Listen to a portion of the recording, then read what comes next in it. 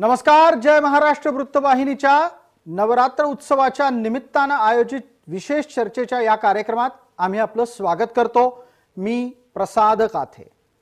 नवदुर्गा या कार्यक्रमाच्या अंतर्गत आम्ही देशभरातील अशा महिलांच्या विषयीची आणि त्यांच्या कार्याची चर्चा आपल्या समोर आणतोय ज्या आत्ता सुद्धा आदर्शवत आहेत. यात लक्षवेधी पद्धतीनं नाव समोर यायला हवं ते सावरकरांच्या घरातल्या त्या 3 महिलांचं ज्यांचं कार्य अद्यापही तसं पाहायला गेलं तर फारसं चर्चेत आलं नाही. विनायकराव दामोदर सावरकर अर्थात स्वातंत्र्यवीर सावरकर यांच्याविषयी खूप बोललं जातं, लिहिलं जातं, टीका सुद्धा तितकीच होते.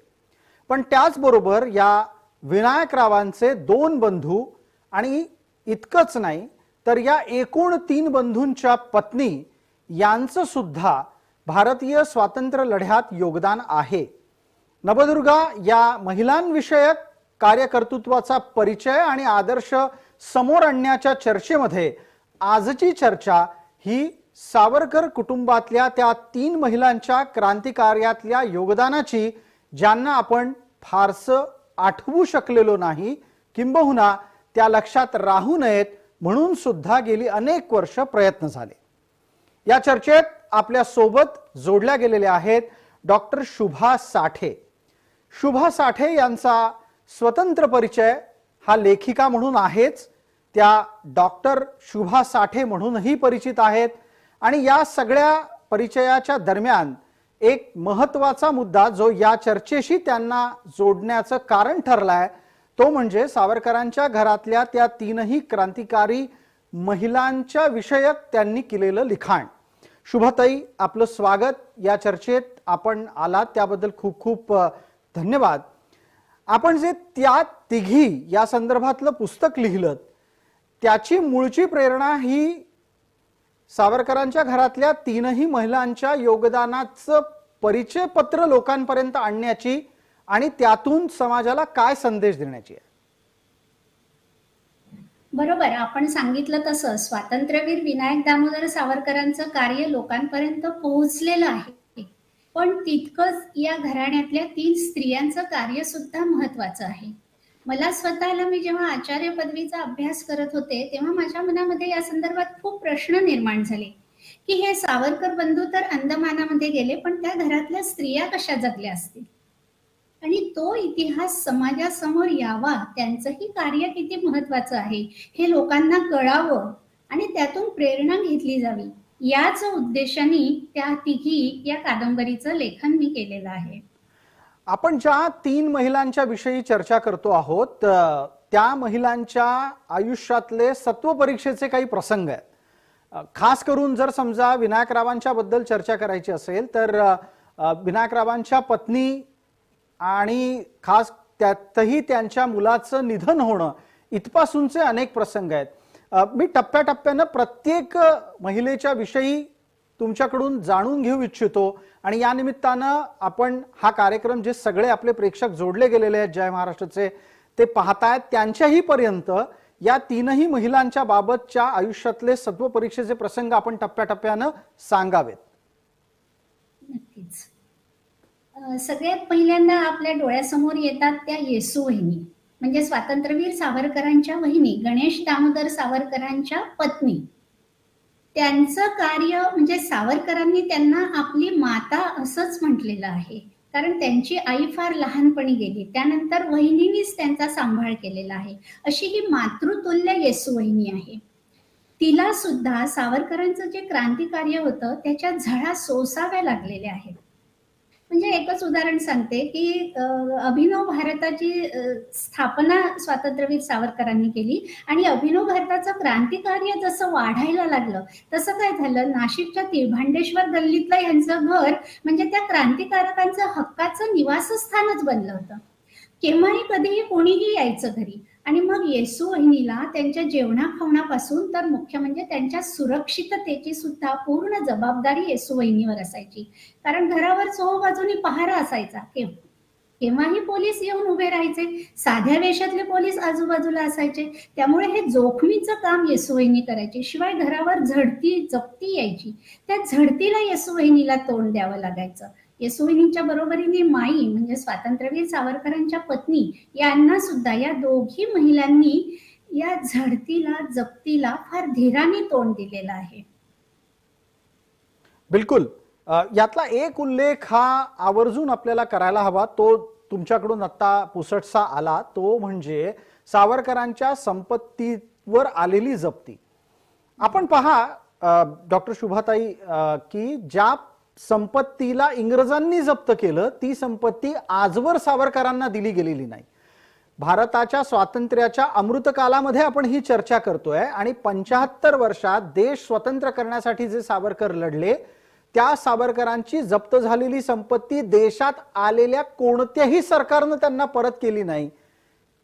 इतका मोठा विषय का राहून जावा, किंवा तो राहून मुद्दामून गेला असावा का? आता मुद्दाम की सहजपणे ह्याच्याबद्दल मी तर काही मत प्रदर्शित करू शकत नाही, कारण तो एक वेगळाच विषय होईल आणि कदाचित वादाचा सुद्धा विषय होईल.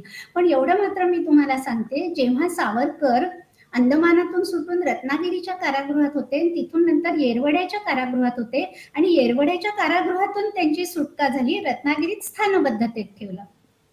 तर येरवड्याच्या कारागृहातून जेव्हा बाहेर पडायचं होतं तेव्हा कैद्याचे कपडे उतरवल्यावर त्यांना अंगावर घालायला स्वतःचे कपडे सुद्धा नव्हते. म्हणजे इतकं त्यांच्याजवळ काहीही सरकारने ठेवलेलं नव्हतं. मग त्यांच्या ओळखीच्या लोकांना जेव्हा निरोप गेला तेव्हा एक जण आपला धोतर पायजमा घेऊन गेलं, ते कपडे सावरकरांनी घातले आणि कारागृहातून बाहेर पडले. आणि तुम्ही म्हणता त्याप्रमाणे आज इतकी वर्ष झाली, आता कुठे त्यांचा भगूरचा वाडा आपण ते राष्ट्रीय स्मारक म्हणून तयार केलेलं आहे, पण त्यांची जी जहागीरदारी होती राहुरीची आणि भगूरची, ती जहागीरदार कुठे काय गेली? ती जप्त झाली ती झालीच. आता याची कारण मीमांसा आपण आज तरी नाही करू शकत. बिलकुल. पण ज्या वेळेला इंग्रजांशी लढत असताना उत्पन्नाचं साधन नसणं, महत्वाच्या घरातल्या कर्तृत्ववान पुरुषाच्या कडे वकिलीची सनद असो नसो त्यांना त्या संदर्भातला व्यवसाय करण्याची परवानगी नसणं, एकूणच काय तर उत्पन्नाचं निश्चित साधन नसताना घर चालवायचं कसं याचा सुद्धा एक संघर्ष या सगळ्या महिलांच्या समोर असेल. त्याचे काही दाखले आपल्याला सापडले का? हो, अगदी बरोबर. म्हणजे हा संघर्ष म्हणजे येसूवहिनी आणि माई तर 8-8 दिवस उपाशी राहिलेले आहेत. म्हणजे सांगताना सुद्धा आजही माझ्या आतड्याला पीळ पडतो, की ज्या घराण्यातल्या तीनही बंधूंचं तर योगदान आहेच आहे, पण या महिलांचं सुद्धा. आणि काही वेळा तर येसूवहिनी गरोदर होत्या. 2 जीवांची आई होती ती आणि तरी सुद्धा फक्त पाणी पिऊन निजलेल्या आहेत. मग त्या स्वतःच्याच मनाची समजूत करून घ्यायच्या. आज काय एकादशी, उद्या काय महाशिवरात्र आहे, मग काय मंगळवार आहे, असं म्हणून घरी आलेल्या क्रांतिकारकांना मात्र कोंड्याचा मांडा करून पोटभर जेवू घालत होत्या. स्वतः मात्र पाणी पिऊन शांत चित्ताने समाधानाने निजत होत्या.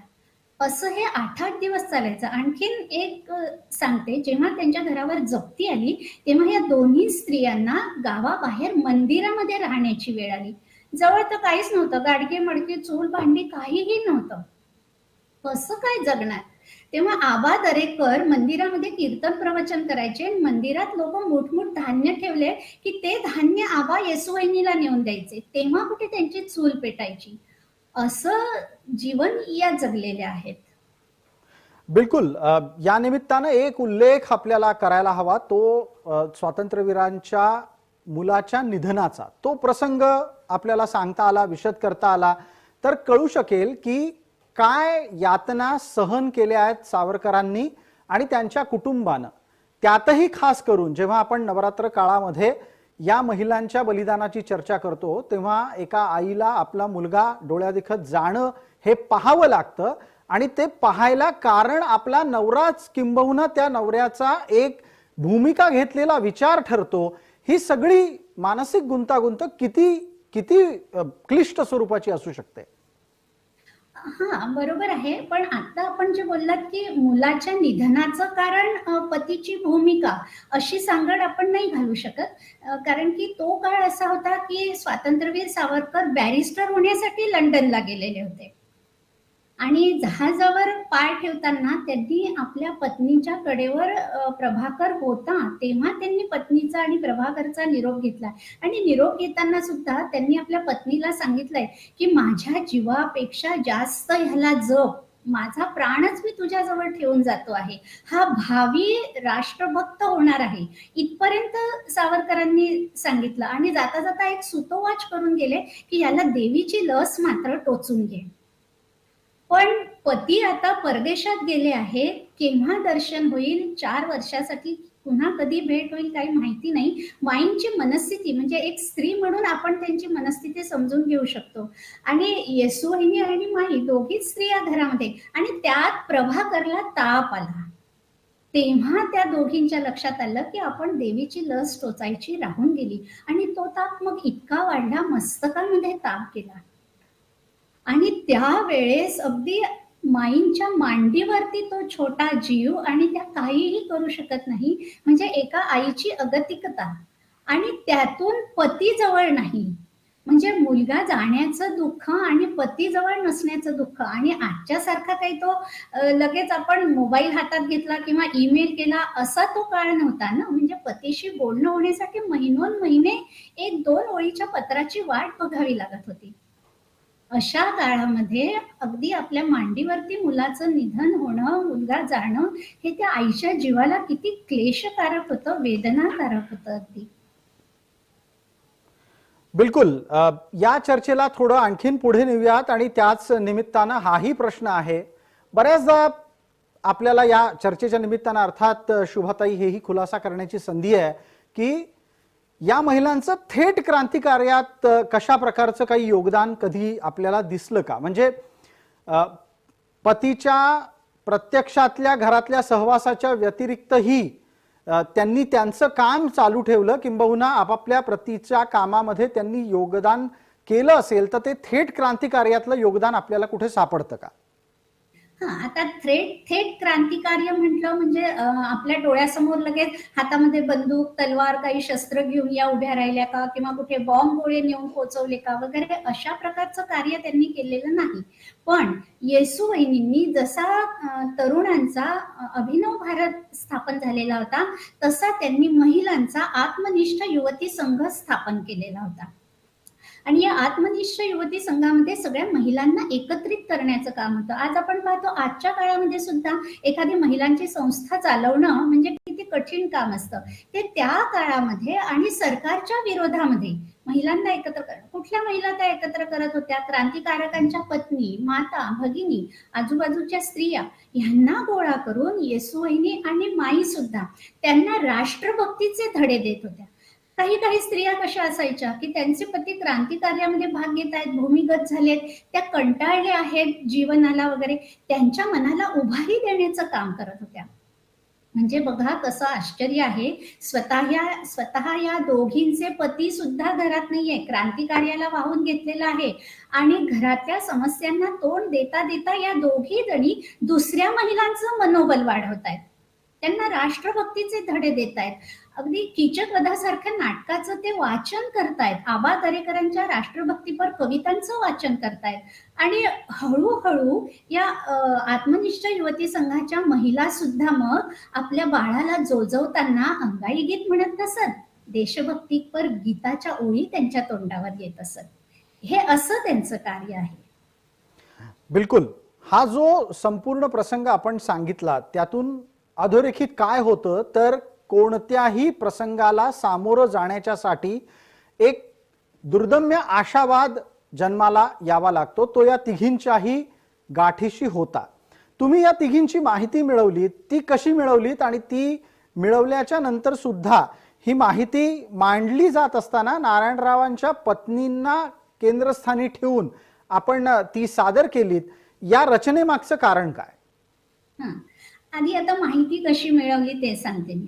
मी 8वीत असताना माझी जन्मठेप वाचलं आणि तेव्हाच माझ्या मनामध्ये एक पुसटसा असा प्रश्न येऊन गेला, की स्वातंत्र्यवीर तर अंदमानात गेले, त्यांच्या पत्नी कशा जगल्या असतील, आणि तेवढ्यापुरता तो प्रश्न मागे पडला. मग नंतर जेव्हा मी आचार्य पदवीसाठी सावरकरांच्या साहित्याचा अभ्यास करायला लागले, समग्र साहित्य वाचलं, तेव्हा हे विचार पुन्हा उफाळून माझ्या मनामध्ये यायला लागले आणि याची उत्तरं आपल्याला कुठे मिळतील? कधी-कधी खूप अस्वस्थही वाटत होतं. आचार्य पदवी पूर्ण झाली, पुन्हा तो विचार कदाचित थोडासा मनाच्या आतल्या कप्प्यात गेला असेल. पण एक दिवस काय झालं, नागपूरचे प्रकाशक, हिंदुत्वनिष्ठ, सावरकरनिष्ठ प्रकाशक आहेत चंद्रकांत लाखे. त्यांनी एक दिवस मला सांगितलं, की या 3 सावरकर बंधूंचं कार्य माहिती आहे, पण त्यांच्या पत्नींचं कार्य आपण समाजासमोर आणलं पाहिजे. काय करता येईल याचा विचार करा. मग मी विचार करायला लागले. म्हटलं या तिघींचं चरित्र लिहावं का? पण जसं-जसं मग मी वाचन सुरू केलं, या तिघींबद्दल कुठेही लिखित स्वरूपात माहिती नाहीये. पण मग मी बाबारावांचं चरित्र वाचलं, तात्यारावांचं चरित्र, हे तर सगळं अभ्यासत होतेच मी. आणि मग त्यावेळेस मी काय केलं, विक्रम सावरकर म्हणजे डॉक्टर नारायणराव सावरकरांचे सुपुत्र, यांच्याशी माझी गाठभेट झाली. मग त्यांनी आणि त्यांच्या पत्नी म्हणजे स्वामिनी काकू, या दोघांना मी माझ्या मनातले प्रश्न विचारायचे, जेव्हा काय भेटी व्हायच्या तेव्हा. आणि मग जेव्हा लाखेंनी सांगितलं, की आपण ह्याच्यावर काहीतरी लिहिलं पाहिजे, मग चरित्र न लिहिता माझ्या मनात असं आलं, की आपण कादंबरी लिहूया. कारण की त्यांच्या आयुष्यातल्या ज्या घटना मला कळत होत्या विक्रम काकांकडून किंवा स्वामिनी काकूंकडून, त्या मला खूप अशा वेगळ्या वाटत होत्या. म्हणजे चरित्रासारखी रुक्ष भाषा त्याला नको असं वाटत होतं. खूप भावनिक आठवणी होत्या त्या. मग मी सावरकर घराण्यातल्या ज्या ज्या व्यक्तींना मला भेटता आलं, त्यातलं एक विशेष नाव सांगायचं म्हणजे स्वातंत्र्यवीर सावरकरांची नात म्हणजे विश्वास सावरकरांची मुलगी विदुला मावशी गाडगीळ, ह्या आजही भागानगरला राहतात. त्यांना मी तिथे जाऊन भेटले आणि त्यांच्याकडून आपल्या आजी आजोबांच्या आठवणी गोळा केल्या. म्हणजे तुम्हाला सांगते, आपण क्रांतिकारक सावरकर पाहिलेले असतात, पण विदुला मावशींनी मला सांगितलं, की त्या लहान असताना भातुकली खेळायच्या आणि तात्या आजोबांना खोटं-खोटंच आम्ही चहा द्यायचे. ते खोटं-खोटंचा चहा प्यायचे, माझ्याशी खेळायचे. अशा म्हणजे एक कौटुंबिक वातावरणातले सावरकर कसे, हे मला त्यांच्याकडून कळलं. अशा मी खूप जणांकडून आठवणी गोळा केल्या. आणि मग आता लिहिताना पुन्हा कसं लिखाण करायचं, जेव्हा हे सगळ्या आठवणी मनामध्ये पक्क्या झाल्या, तेव्हा मग मी विचार करायला लागले आणि मग माझ्या असं लक्षात आलं, की येसू वहिनींपासून तर आता स्वातंत्र्यानंतर म्हणजे अगदी 84 सालापर्यंत ताई हयात होत्या. हा एवढा मोठा कालखंड म्हणजे जी. सावरकर घराण्याने जे सोसलं ते पण, आणि त्यांचे सत्कार पण बघणारी एकच व्यक्ती ती म्हणजे ताई, जी. म्हणजेच शांताबाई सावरकर. आणि अगदी. म्हणून त्या या सगळ्या या सगळ्या आठवणी प्रसंगामध्ये या हां. सगळ्या प्रसंगामध्ये अगदी कोणालाही विश्वास बसणार नाही, पण 2 चित्र डोळ्यासमोर येतात. एक, ते क्रांतिकार्यातले सावरकर आणि दुसऱ्या बाजूला भातुकली खेळणारे सावरकर. याच निमित्तानं आणखी कुठले भावपूर्ण प्रसंग तुम्हाला आठवतात, जे या तिघींच्या आयुष्यामधला निर्णायक बदल करण्यासाठी कारणीभूत ठरले असावेत? एक प्रसंग मला सांगायचा म्हणजे बाबारावांना जेव्हा जन्मठेप झाली, तेव्हा येसू वहिनीची काय स्थिती होती. म्हणजे बाबारावांना जन्मठेप झाली तेव्हा तात्याराव लंडनमध्ये होते. त्यांच्याही मागे पोलिसांचं चक्र लागलेलं होतं. आणि आता येसूवहिनीला आधार कुणाचा? तेव्हा धाकटे डॉक्टर नारायणराव हे दंतवैद्यकीचं शिक्षण घेत होते. घरामध्ये या 2च स्त्रिया, बाबारावांना जन्मठेप झालेली आणि तो येसूवहिनीच्या आयुष्यातला सगळ्यात काळा कालखंड म्हटला तरी चालेल. बाबारावांना जन्मठेप झाल्यावर नाशिकच्या कारागृहातून अंदमानात नेण्यासाठी त्यांची नाशिक शहरामधून गाढवावर बसून तोंडाला काळं फासून धिंड काढण्यात आली. काय यातना झाल्या असतील येसूवहिनींच्या मनाला. आज देखील हा प्रसंग जेव्हा मी आठवते, तेव्हा माझ्याही डोळ्यात अश्रू आल्याशिवाय राहत नाही. त्या माऊलींनी हे कसं भोगलं असेल. माईंच्या जीवनातला असाच एक भावूक प्रसंग सांगायचा तर डोंगरीच्या कारागृहातला. तात्यांना 50 वर्षाची शिक्षा झालेली आहे. जे बॅरिस्टर होण्यासाठी पती लंडनला गेले, त्यानंतर माईंच्या मनामध्ये असं स्वप्न, की आपले पती बॅरिस्टर होऊन येतील, वकिली करतील, खोऱ्याने पैसा उडतील, आपला संसार सुखाचा होईल. पण पतीची भेट होतीये ती कारागृहाच्या गजाच्या आड असताना. आणि त्यावेळेस सावरकर आपल्या पत्नीला सांगतायत, की या संसाराचा मोह सोडून दे. चार काटक्या एकत्र करून मुलाबाळांची वीण वाढवणं हा संसार नाही. दुसऱ्याच्या घरातून सोन्याचा धूर निघावा म्हणून आपण आपल्या घरावर तुळशीपत्र ठेवलंय असं समज. काय हे माईंच्या मनाची काय अवस्था असेल? इतक्या वर्षांनी पतिदर्शन आणि पती सांगतोय संसाराचा मोह सोडून दे. असे अनेक भावुक क्षण आणि भावुक प्रसंग या तिघींच्या आयुष्यामध्ये वारंवार आलेले आहेत. बिलकुल. म्हणजे तुम्ही हे सांगत असताना ऐकणाऱ्याच्या अंगावर काटा आल्याशिवाय राहणार नाही. ज्यांनी हे भोगलं त्यांच्या यातना काय असतील हे शब्दात सुद्धा व्यक्त होणार नाहीये. पण आपण कादंबरीच्या माध्यमातून हा प्रयत्न नक्की केलात, त्याबद्दल तुमचं खूप खूप कौतुक आहे. या निमित्तानं सावरकरांच्या घरातल्या या अनाम क्रांतिकारकांचं योगदानही समोर आलेलं आहे. एक उत्सुकतापूर्ण प्रश्न आहे माझा, तो म्हणजे स्वाभाविक असा की ज्या ज्या वेळेला घरातला कर्ता पुरुष हा घरात नसायचा, तो क्रांतिकार्यात किंवा तुरुंगात असायचा, त्यावेळेला यांनी घर कसं चालवलं असेल? मगाशी मी एक तो प्रसंग सांगितला मंदिरातला. दुसरा एक आणखीन सांगायचं, खूप जणांना हा प्रश्न पडलेला असतो. तर मादाम कामांचं नाव आपण सगळ्यांनी ऐकलेलं आहे. तेव्हा मादाम कामा माईंच्या नावानी 60 रुपये पाठवत असत.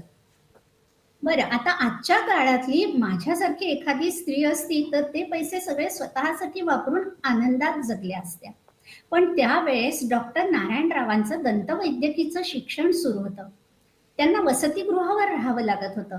त्यामुळे शिक्षणाचे शुल्क, वसतिगृहाचं शुल्क असे सगळे शुल्क भरण्यासाठी या 60 रुपयामधून माई त्यांना पैसे पाठवत असत. बरं, उरलेल्या पैशामध्ये तरी स्वतः नीट जगावं ना, तर तेही नाही. म्हणजे या स्त्रिया कुठल्या हाडामासाच्या बनलेल्या आहेत हाच आपल्याला प्रश्न पडावा.